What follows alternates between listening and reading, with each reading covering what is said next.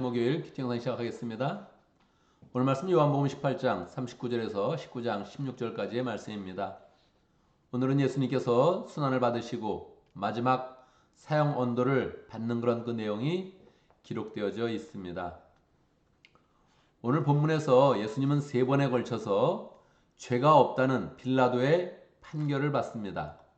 먼저 요한복음 18장 38절에서 나는 이 사람에게 아무런 죄도 찾지 못하였다. 그래서 유월절에 한 사람을 놓아주는 전례가 있는데 이 사람을 놓아주고 싶다. 그렇게 이야기를 하죠. 사람들은 아닙니다. 그 사람은 죽여야 됩니다. 바라바를 놓아주십시오. 그렇게 하면서 소리를 지르지요. 유대인이 소리 지르는 그런 모습이 너무나 강렬했기 때문에 당신은 유월절 절기를 위해서 예루살렘에 많은 그런 사람들이 모여 있거든요. 최소한은 몇십만 명 또는 더 많게 보면 100만 명 단위의 그런 사람들이 모여 있을 것입니다. 많은 사람이 운집해 있는데 예수를 그냥 죽이라고 소리를 막 지르고 있으니까 빌라도가 정치적 판단에 의해서 이걸 그냥 넘어갈 수는 없구나 판단을 하게 된 것이죠. 그리고 예수님께 다시 들어와서 이번에는 빌라도가 직접 채찍을 들었습니다. 그리고 채찍으로 예수님을 때리기 시작하는 것입니다. 로마 사람들이 사용하던 그런 채찍에는 나비나 동물의 뼈가 붙어 있습니다. 그래서 한번 칠 때마다 살갗이 그대로 찢어지게 되는 것이죠. 누가 보기에도 아주 잔인하게 예수님에 대해서 계속 채찍을 내리칩니다. 정말 이상한 일이죠. 왜냐하면 바로 조금 전에 나가서 분명히 이야기했거든요. 내가 이 사람에게 대해서 아무런 죄를 찾지 못하였다. 그렇게 이야기를 했거든요. 그럼에도 불구하고 채찍으로 막 치는 것입니다. 아무리 참을성 있는 그런 사람도 살갗이 벗겨지는 거 참을 수가 없죠. 예수님은 비명을 지르면서 계속 쓰러지게 되어 있는 것입니다. 이제 살갗이 떨어져 나가면서 온몸에 피가 아주 이렇게 많이 나게 되어 있죠. 그때 병정들은 예수님에 대해서 가시나무로서 관을 만들어서 가시관을 만들어서 예수님의 머리에 씌우게 됩니다. 가시는 조금 그냥 따끔한 정도의 그런 가시가 아니지요. 당시에 그런 가시는 긴 것은 12cm 정도 된다 그렇게 기록에 남아 있습니다. 그러면 어떻게 되겠습니까? 12cm, 10cm, 5cm 되는 그런 그 가시가 머릿속에 확 박힐 때 어떤 느낌이 들겠습니까? 악 하고 소리를 지르고 아마 두개골을 지나서 계속적으로 머릿속에 가시가 박히면서 예수님은 참을 수 없는 고통을 당했을 것입니다. 그리고 자색옷을 입히고 이제 유대인은 왕이다 그렇게 이야기하면서 만세하면서 손바닥으로 그를 때리고 있습니다. 사람의 고통에는 세 가지가 있지 않습니까? 첫 번째 육체적인 고통, 두 번째 마음의 고통, 세 번째 영적인 그런 고통이죠. 예수님은 지금 이 육체적인 그런 고통도 고통인데 이 마음의 고통, 모욕받는 그런 고통, 이 마음이 상하는 그런 고통을 받게 되는 것입니다. 분명히 이야기했습니다. 죄는 없다. 그러면 죄목은 무엇입니까? 제목은 두 가지입니다. 첫 번째, 그분이 왕이기 때문입니다. 이 판결에서 아무런 제목을 찾을 수가 없는 거예요. 빌라도는 선언을 한번 했어요. 죄가 없다. 그러면 제목은 무엇입니까? 지금 제목은 그들이 만들었습니다. 이 사람이 세상의 왕이요 유대인의 왕이다 하면서 가시관을 씌우고 자색옷을 입히면서 모욕을 하면서 제목을 지금 만들고 있는 것입니다. 한참 책짓질을 하고 나서 빌라도가 다시 유대인에게 이제 나아갑니다. 그리고 예수님을 데리고 나갑니다. 유대인이 딱 보아하니 벌써 빌라도가 채찍을 쳤고 살갗은 다 됐고 이제 그냥 그 채찍에 맞아서 고문을 당하면서 몸이 완전히 혼자 가눌 수가 없는 그런 상황이 된 것입니다. 누가 보기에도 고문을 많이 당했고 억울한 일을 당했고 가시관이 쓰여져 있고 조롱을 받고 있는 것이 다 보여지는 것이죠. 그리고 다시 선언하는 것입니다. 나는 이렇게 채찍을 때렸지만 실제로 이 사람은 죄가 없다. 이 정도 했으니 풀어주자. 그렇게 이야기를 하죠. 그때 유대인들이 다시 한번 또 소리를 지르는 것입니다. 아닙니다. 저 사람은 없애야 됩니다. 없애야 됩니다. 죽여야 됩니다. 십자가에 못 박으소서. 다시 소리를 지르는 것이지요. 분명하게 죄가 없다고 이야기를 하는데도 불구하고 그냥 이 사람들은 계속 우기는 것입니다. 그냥 죽이는 것도 아니고 반드시 십자가에 죽여야 됩니다. 왜 그렇습니까? 율법에 의하면 나무에 달린 자는 저주받은 자다. 그런 그 예언의 그런 그 말씀이 있죠. 그러니까 이 사람을 꼭 나무에 매달아서 하나님 앞에 저주받았다는 것을 증명하고 싶었던 것입니다. 이 사람은 왕도 아니고 실제로는 저주받은 그런 사람이다. 그렇게 이야기하고 싶었던 것이죠. 그런데 분명히 빌라도가 이야기하지 않았습니까? 죄가 없다. 그때 또다시 율법을 통해서 죄목을 만듭니다. 그 죄목은 무엇이었을까요? 이 사람은 자기가 하나님의 아들이라고 이야기했습니다. 그래서 죽어야 됩니다. 여러분, 이 앞부분에서도 유대인 왕이라고 했었고, 그 다음에 이 사람들이 지금 하나님의 아들이라고 이야기하는데, 이 두 가지 제목은 이 사람들이 만들어낸 것입니다. 그런데 실상은 그분은 왕이었고, 실상은 그분은 하나님의 아들이었습니다. 하나님의 아들이었는데, 하나님의 아들이라고 그랬기 때문에 십자가의 못을 박아야 된다. 그렇게 이야기를 하고 있는 것이지요. 마지막으로 빌라도는 세 번째 다시 한번 이야기합니다. 8절에 보면 빌라도가 당신이 이 사람을 데려다가 십자가에 못 박으시오. 당신들이 하시오. 나는 아무런 죄로 찾지 못했습니다. 그렇게 이야기를 하죠. 그런데 이 사람은 우리는 죽일 권한이 없습니다. 당신이 반드시 사형온도를 내려서 우리가 십자가에 죽게 만드십시오. 그렇게 이야기를 하고 있죠. 빌라도는 다시 돌아와서 이 마음 가운데 이제 공식적인 그런 재판석에 앉게 됩니다. 마음속에 두려움이 있었습니다. 그러나 이것을 그냥 넘어가면 반란이 일어날 것을 염려했던 것이죠. 유대인들은 한 번 더 쐐기를 박아서 이야기합니다. 우리는 로마 황제 가이사의 충신입니다. 이 사람은 반드시 못 박아야 됩니다. 소리를 지르니까 결국 빌라도는 사형원도를 내려서 그들에게 넘겨주었다. 그렇게 기록이 되어져 있습니다. 오늘 우리는 왜 예수님이 죄가 없음에도 불구하고 죽으셔야 하는가 하는 것을 생각해 봐야 되죠. 빌라도도 세 번에 걸쳐서 이 사람은 죄가 없다 정확히 선언을 하였는데 당시의 로마법은 조금 더 이 전체 세계 속에서 굉장히 공정하기로 유명했습니다.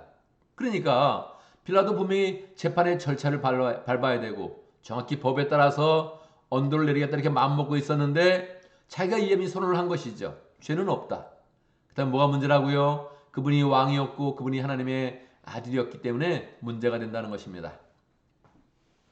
처음서부터 유대인에게 데리고 나왔을 때 빌라도는 채찍을 많이 치고 나서 그렇게 선언합니다.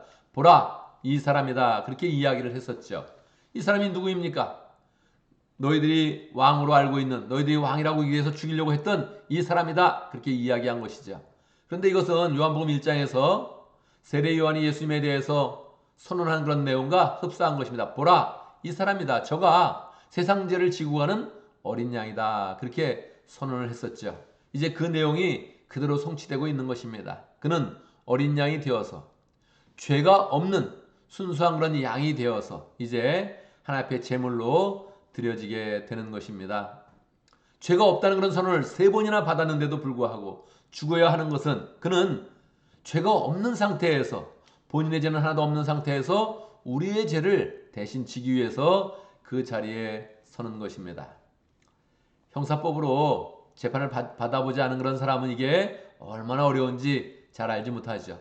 사형의 언도가 얼마나 센 그런 선언인지 우리는 잘 깨닫지 못하죠. 우리가 그 자리에 있어야 되는데 우리가 죄인이었는데 우리가 그 앞에 서면 당연히 죽어야 될 그런 죄인이었는데 예수님은 죄가 없는 그런 상태에서 죄가 없다는 이야기를 들으면서도 고난을 받으시고 채찍에 맞으시고 그 자리를 한 걸음씩 나아가서 이제 정말로 십자가를 향해서 나아가는 것입니다. 저주받은 자가 되기 위해서 십자가를 지시는데 사실은 우리가 저주받은 자였는데 예수님이 그 저주받은 자리에 가서 우리를 하나님의 그런 자녀가 되게 하고 우리를 거룩한 자로 만드시는 것입니다.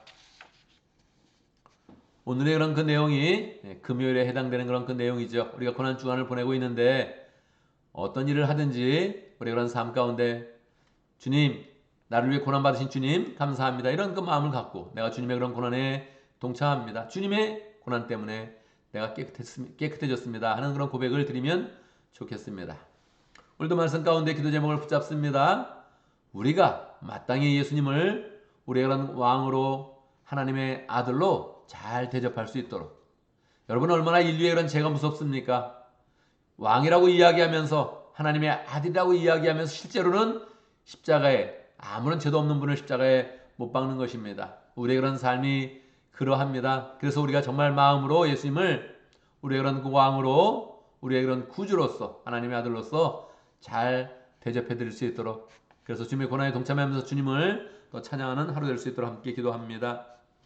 오늘 목장을 위해서 기도하는데 오해 목장을 위해서 기도하겠습니다. 셰네 목자님, 딘 목부님, 목원들과 이모랑 성교사님 위해서 함께 기도하도록 하겠습니다.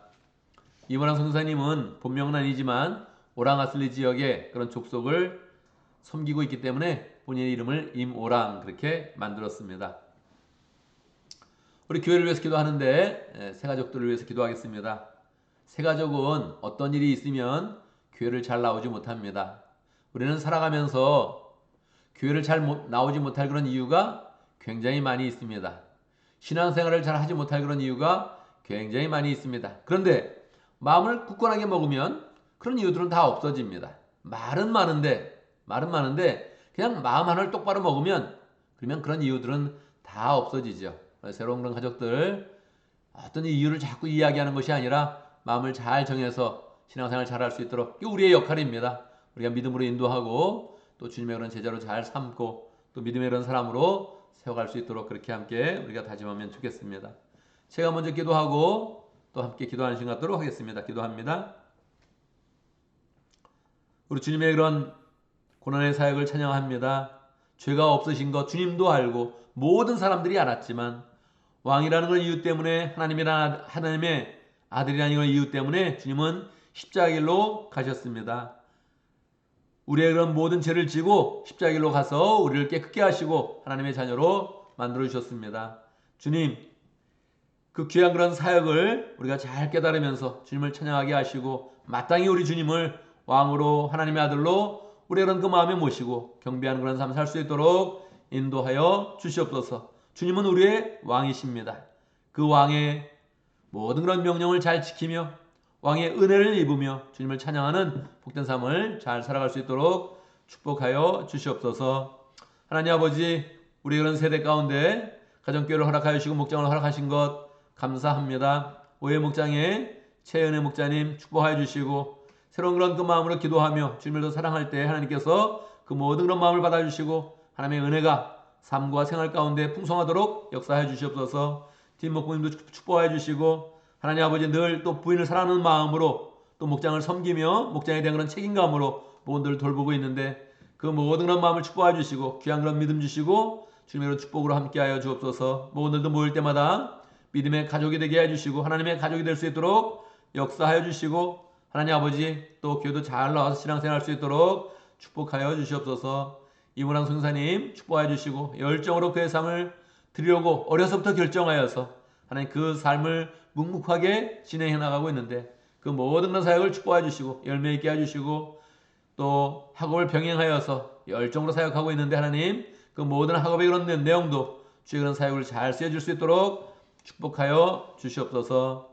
하나님 아버지, 우리에게 새로운 그런 가족들을 보내주신 거 감사합니다. 아직도 믿음이 연약한데 우리의 그런 그 본을 통하여서 우리의 인도를 통하여서 하나님의 가족이 잘 되게 하시고 주님의 제자가 되게 하시고 교회 그런 기둥될 수 있도록 축복하여 주시옵소서. 우리가 새로운 사람들을 귀히 여기며 더욱더 세밀하게 살피며 사랑하며 돌볼 수 있도록 축복하여 주옵소서. 하나님 아버지, 고난주간의 목요일을 맞이했습니다. 우리의 마음 가운데 주님의 고난에 깊이 동참하는 그런 마음 갖게 하시고 주님을 더 깊이 사랑하는 한 주간 될 수 있도록 역사해 주시옵소서. 그 모든 그런 삶을 통하여서 부활의 그런 기쁨 우리의 삶 가운데 충만하도록 역사하여 주옵소서. 하나님 아버지, 고난주간을 맞이해도 우리가 반복적으로 해야 되는 많은 업무들이 있습니다. 잘 감당하게 해주시고 직장에서 사업에서 하나님 모든 일을 잘 감당하며 하나님께 영광 돌릴 수 있도록 인도해 주시고 가정의 삶과 개인의 모든 그런 삶 가운데 하나님의 은혜가 풍성히 임하도록 역사하여 주옵소서. 예수님의 이름으로 기도드리옵나이다. 아멘.